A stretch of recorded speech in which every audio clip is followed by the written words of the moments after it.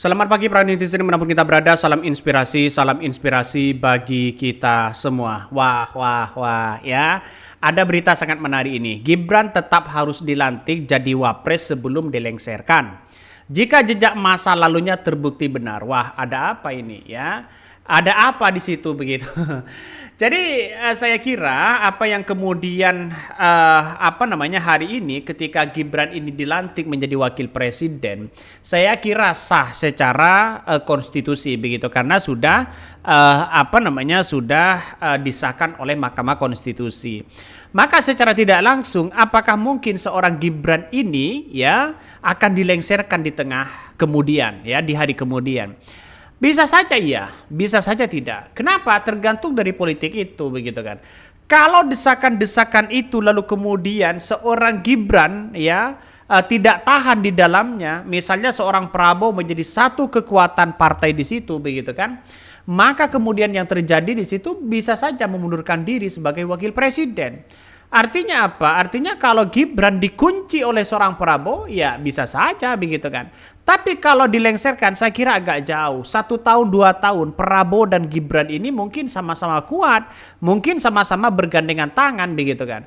Tapi pada kenyataannya adalah ya seorang Gibran ini satu sisi mereka ya punya tujuan masing-masing akan berbeda dengan seorang Prabowo. Ini yang mesti hati-hati ya seperti ungkapan dari Pak SBY, jangan ada matahari kembar begitu. Artinya apa? Artinya mereka menyindir seorang Jokowi satu sisi mewanti-wanti seorang Prabowo. Ini yang kita lihat realitasnya bahwa persoalan-persoalan seperti ini ya partner-partner seperti ini, maka Jokowi harus punya ya orang-orang di balik ini semua, di belakang seorang Jokowi, seorang Prabowo untuk ya mengawal seorang Gibran. Tapi kalau ini semuanya ada bersatu kepada seorang Prabowo, maka jelas ya seorang Gibran ini pastinya nantinya begitu kan ya akan dikunci di situ begitu. Coba kita baca. Malu-maluin sama negara lain jika si Mulyadi anak Mulyono jadi cawapres kayak nggak jadi ya. Karena nggak ada lagi orang-orang intelektual di Indonesia. Bahkan ini bapaknya berpikir keras gimana menjaga sang anak setelah lengser ya. Kepiawaian sebagai politisi berkelit tanpa kekuasaan akan diuji. Kalau punya kekuasaan mah mudah, semua digenggamannya. Betul begitu. Bahkan ya memang harus dilakukan ya di wapres terpilih. Habis tuh terbaru dibuang sama Pak Prabowo. Bahkan ya belum dilantik sudah mau dilengserkan. Ini gimana? Tapi kalau memang terbukti secara konkret kalau akun Fufu Fafa tersebut adalah akun beliau, we are freedom ya. Bisa saja pertanda apa di balik ini semua begitu kan. Makanya dengan adanya seperti ini saya kira agak jauh sih sebenarnya kalau melengserkan seorang Gibran. Kenapa? Karena posisi seorang Jokowi masih kuat begitu kan. Kecuali akun Fufu Fafa itu begitu diungkit kembali, ada delik aduan di situ baru bisa. Ya yang namanya politik apa yang tidak bisa begitu. Coba kita baca ini. Sedang mikir jualan keluarnya ya, sedang mikir jalan keluarnya. Soalnya udah susah-susah gugat ke MK. Bapaknya mikir keras lagi pakai cara apa lagi ya. Ini komentar-komentar dari netizen banyak sekali pro dan kontra ya. Kalau seorang Gibran ini dilengserkan, wah ini akan menjadi sejarah baru begitu kan ya. Seorang presiden saja bisa dikudeta dan bisa dilengserkan, apalagi seorang cawapres. Bisa saja nanti ya putusan di PT UN yang digugat oleh PDIP ya bisa saja ya seorang Gibran ini tidak bisa lagi berlayar atau dilantik begitu kan. Tapi kita tunggu saja. Nampaknya masih menunggu begitu ya. Nampak saling menunggu dan sebagainya. Secara logika ya melanggar konstitusi awalnya begitu kan ya, tapi mau bagaimana lagi konstitusi dipreteli seperti itu dan pada akhirnya ya mau bagaimana lagi begitu kan ya, yang menjadi korban si pamannya di situ. Inilah politik yang terjadi saat ini, yang penting Gibran bisa berlayar. Nah inilah banyak kritikan-kritikan dari netizen begitu ya. Tapi bagi kami sulit sebenarnya untuk melengserkan Gibran karena kekuatan seorang Jokowi sekarang ini masih di atas angin. Coba kita baca ya. Gibran tetap harus dilantik jadi wapres sebelum dilengsarkan. Jika jejak masa lalunya terbukti benar, ya bisa saja. Kemungkinan Gibran Raka Buming Raka dilengsarkan dari posisi wakil presiden terpilih 2024 mulai hangat diperbincangkan. Hal itu setelah berbagai kasus diduga menjeratnya. Sebut saja dugaan gratifikasi dari menteri yang sempat dibongkar Rocky Gerung, hingga kepemilikan akun kasus Fufu Fafa yang sampai saat ini masih ramai diperbincangkan. Pakar hukum tata negara Harun pun mengungkapkan bahwa ada 3 hal yang bisa menyebabkan putra sulung Presiden Jokowi itu dilengsarkan atau dimakzulkan.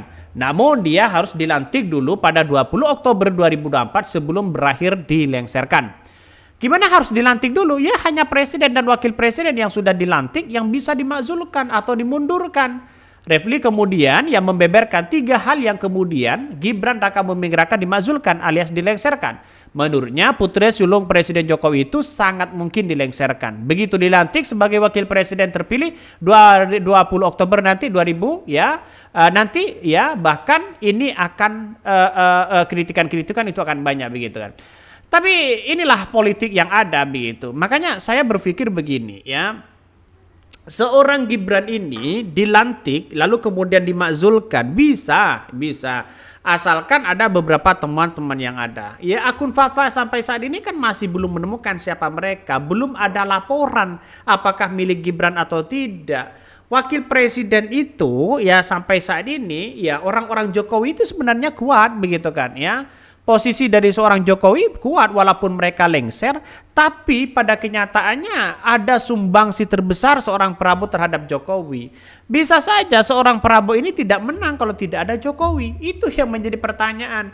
Jadi kalau toh pada hakikatnya seorang Gibran ini mau ditukar dengan siapa yang menjadi wakilnya di situ begitu kan bisa ya.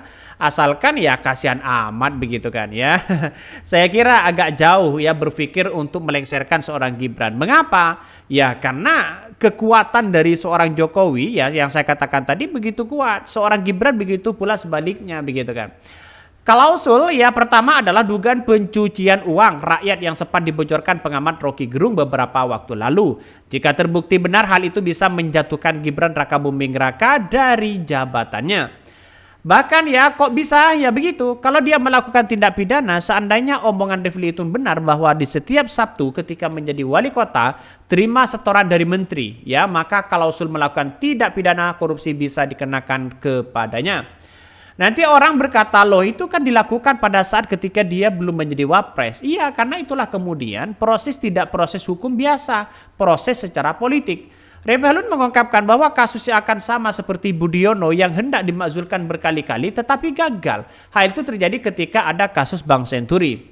Bahkan ya waktu itu belum wapres, waktu itu dia gubernur Bank ya Indonesia yang dianggap bertanggung jawab atas kasus penggelontongan dana Senturi sebesar 6,7 triliun.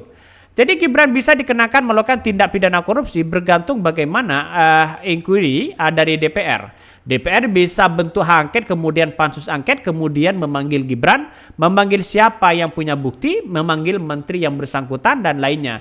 Dan lain sebagainya. Kalau memang itu ditelusuri, kata Refli barangkali bisa begitu kan ya.